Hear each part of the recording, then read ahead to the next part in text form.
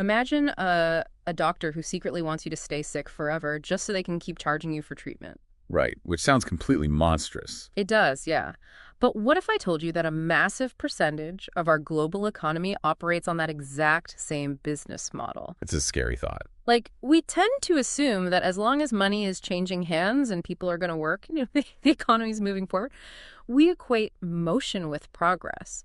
But today we are looking at research that suggests a lot of that motion is actually, well, a highly sophisticated form of vandalism. Yeah, it is a fundamentally different way to look at how a society sustains itself. The underlying premise here is that certain types of very profitable work do not build our world. They slowly dismantle it. Welcome to the Deep Dive. We are thrilled to have you with us today as we explore a really fascinating, frankly, paradigm-shifting paper. It's dated today, actually, June 16th, 2026. Hot off the presses. Exactly. It's by Niccolo Federico, and it's titled Lavoro Sostenibile, or Sustainable Work. He takes that old proverb, work dignifies man, and just flips it completely upside down.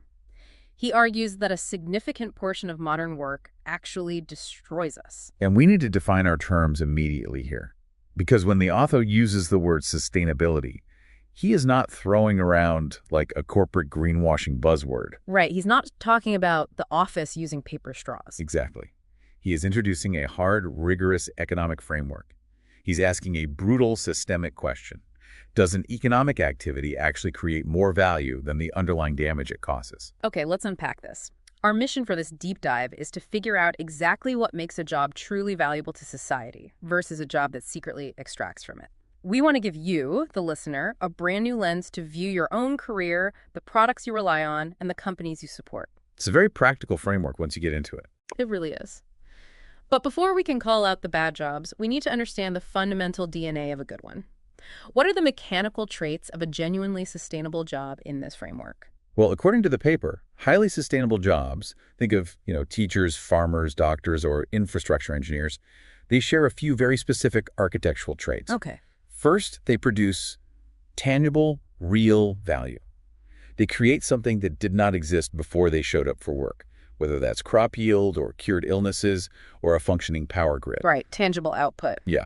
And second, they have compounding positive ripple effects. Like, a great teacher doesn't just impart a fact today. They increase that student's capacity to innovate, to solve problems, and contribute to the economy for the next 60 years. They act as multipliers for the rest of the system. Precisely. But the most defining characteristic, the real acid test of sustainable work, is that these jobs exist to solve problems. To solve them, not just manage them. Right? They reduce friction. They heal illness. They repair what is broken. They do not depend on the perpetual existence of a problem in order to thrive. So if we flip that logic, an unsustainable job actually requires a problem to exist. It requires friction. And if the problem disappears, the business model just collapses. That is the core mechanism of extraction, yeah. Federico points out that unsustainable activities depend entirely on permanent imbalances. Like what kind of imbalances? It could be addiction. It could be deliberate misinformation, planned obsolescence, or extreme wealth inequality. The survival of the company relies on keeping the consumer trapped in that imbalance. Wow. Which brings us to the defining thought experiment of the entire paper. It's this hypothetical question you can apply to absolutely any job title on the planet to see if it passes the test. Yeah, the author asks, if everyone did this job, would the system work or would it collapse? This is a macro stress test. Exactly. Like, if everyone is a farmer, society might be technologically basic, but it survives. People eat. Mm-hmm. But if everyone is a high-frequency stock trader, society starves in a week. Mm.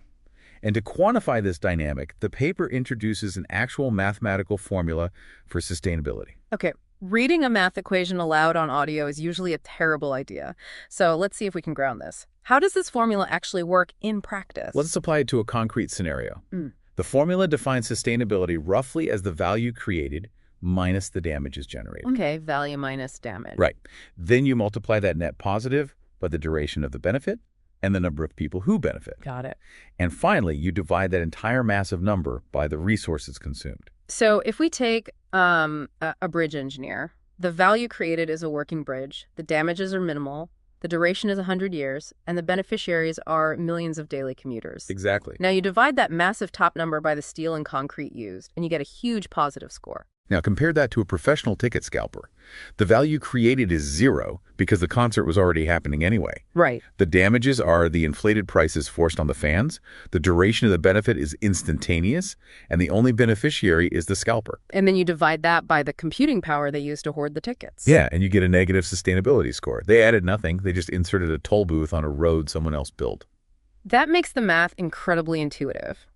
But let's look at the real world, because society frequently rewards jobs that this formula would categorize as actively destructive. It absolutely is. The author provides a whole rogues gallery of examples, categorized by the specific mechanics of how they extract value.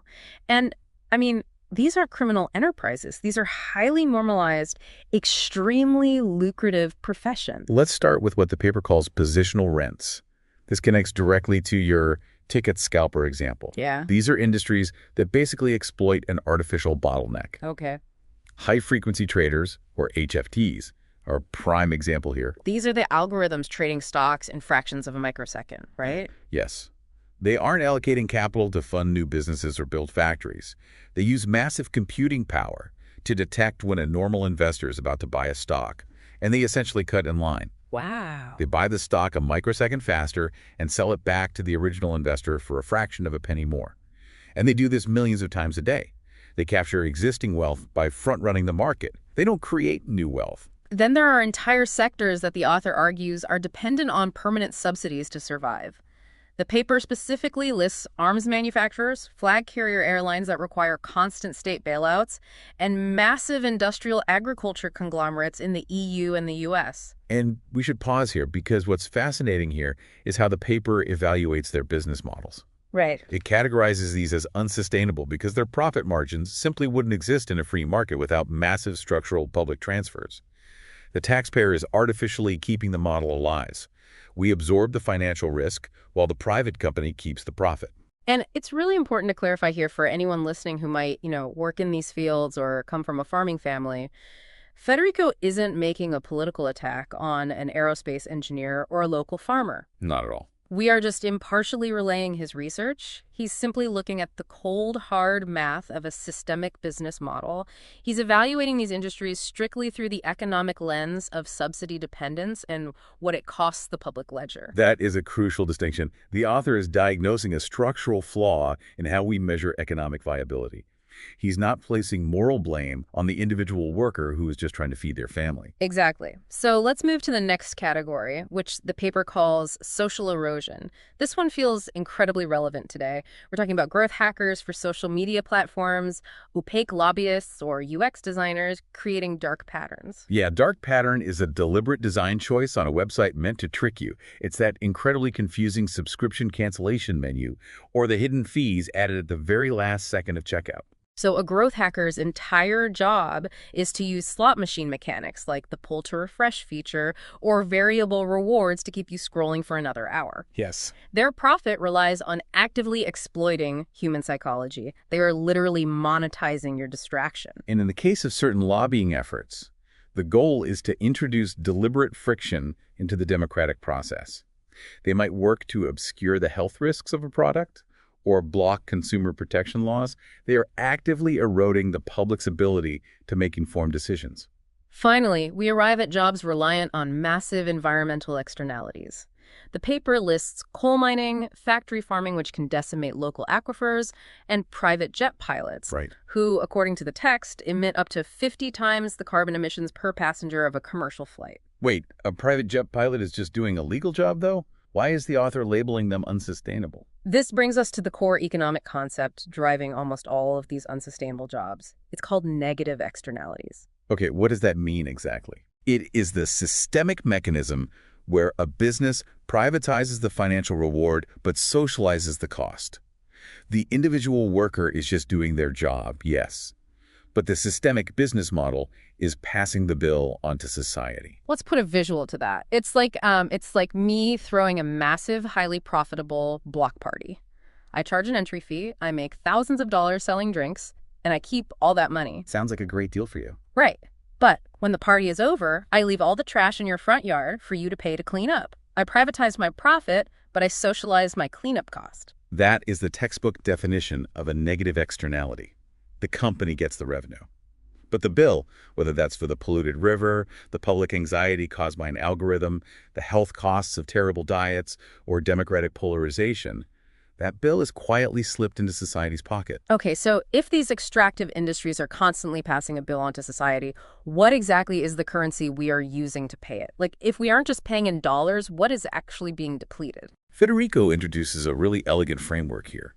He argues that every generation receives an inheritance, and it's made up of four specific capitals. For capitals. The first is nature. That's our physical environment, the water table, the soil quality, and biodiversity. The second is knowledge, which is our accumulated scientific discoveries and technological advancements. That makes total sense. What are the other two? The third is human capital, which means our collective physical health, mental well-being, and individual skills. And the fourth is social capital. This is our trust in each other, our civic bonds, and the integrity of our institutions. Wait, so it's not just about money or physical resources. You're saying trust and physical health are literally forms of economic capital that can be bankrupted. Completely. I mean, think about how expensive it is to do business in a low-trust society. If you can't trust a handshake agreement, you have to hire armies of lawyers, write massive contracts, and buy expensive insurance for every minor transaction. Oh, wow. I never thought about it like that. Trust is a massive economic lubricant. So when a social media platform erodes that trust for engagement, they're destroying actual economic capital. That reframes everything. Yeah. Taking the block party analogy further, it's not just about me leaving trash in your yard. It's like we have all collectively inherited this massive, incredibly complex house. Yes, exactly. The sustainable jobs are the people upgrading the plumbing and fixing the foundation. But the extractive jobs are ripping the copper wiring out of the walls to sell for scrap. They show a fantastic quarterly profit on paper, but the house is losing its fundamental ability to keep the lights on. And this highlights the ultimate, deepest advantage of sustainable work that the text explores: the element of time. How so? Extractive models have a strict expiration date because they consume their own foundation. You can only rip so much copper wire out of the wall before the whole system goes dark. You can only erode social trust to a certain point before the society fractures completely. But sustainable work operates in the opposite direction. Yes. A scientific discovery, a well-educated child, a durable piece of public transit, these things build compounding interest over centuries. They don't just survive time, they leverage time to make the society stronger and more resilient for the next generation. So if we are running out of time and we are rapidly depleting our four inherited capitals, how do we stop the extraction? How do we force the block party hosts to pay for their own trash pickup? We have to rewrite the rules of the game. The paper lays out a core legislative principle here. We must align private profit with collective benefit. Okay, make the rules match the reality. Exactly. The foundational rule should be simple. If you create value, you're rewarded. If you offload costs onto society, you pay them back. It is about demanding honest accounting. Which sounds great in theory, but what does that actually look like in terms of policy? Like, how do we do that? Well, the text lists several specific mechanisms designed to force companies to internalize their costs. First is the polluter pays principle. This takes the form of things like a carbon tax, which puts a literal price tag on the emissions a factory pumps into the air, or extended producer responsibility laws. Extended producer responsibility, how does that work? Imagine a company that manufactures cheap electronics. Currently, they sell the phone, take the profit, and when it breaks a year later, the city pays to put it in a landfill. Right. Under extended producer responsibility, that company is legally required to manage the recycling and disposal of their products at the end of their life cycle. Suddenly, it becomes much more profitable for them to build a phone that lasts 5 years rather than 1. Because now they're on the hook for the cleanup. Exactly. This connects directly to the EU's push for the right to repair, too. Forcing companies to sell replacement parts and standardized screws so we can actually fix our own laptops instead of just throwing them away. Precisely. It changes the physics of their manufacturing process. Then, in the financial sector, there's the Tobin tax. This is designed to neutralize those high-frequency trading algorithms we discussed earlier. Right, the ones cutting in line to scrape fractions of a penny. But how do you stop them without hurting normal people saving for retirement? By implementing a micro-penny tax on every single financial transaction. Yeah. If you are a normal investor buying a stock to hold for 10 years, a fraction of a cent tax means absolutely nothing to you. You won't even notice it. Okay. But if you're an algorithm making 10,000 trades a second to scrape tiny margins, that microtax instantly wipes out your entire business model. It surgically targets the extraction. That is brilliant. And what about the tech sector? I mean, how do you regulate a dark pattern? The paper points to the concept of algorithmic liability in legislation like the EU Digital Services Act.